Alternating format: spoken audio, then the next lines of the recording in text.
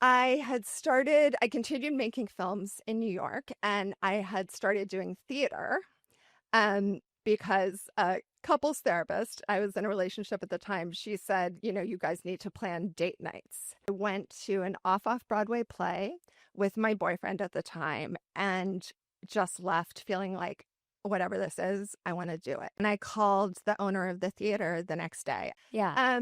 But yeah, I called him and I said, "Oh, the play at your theater was incredible." I remember he was on the train to Yale because I guess he was teaching there.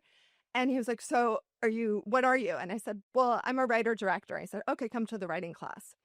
And in the writing class, a lady had written a scene for four women. It was like a saucy book club scene. Oh. And there were only three actresses. So I figured, oh, he's just going to put one of the guys in. And he said, no, no, no, no. It's got to be Lisa, go do the scene. And I did this scene and I went out afterwards, he said, come here. And he took me into the hall because he always gave like private notes so people didn't hear them. Oh. And I remember him going, "You're a better actor than you are a writer." Ah.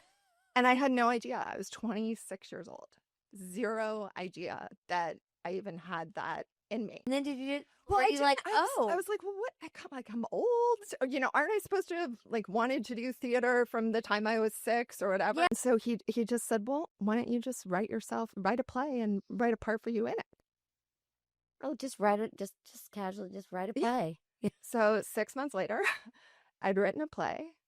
And I had written like the Lisa part in the play, and I didn't play that. I gave that to a more experienced actor in the group, and I played like the bad girl. And it was so fun.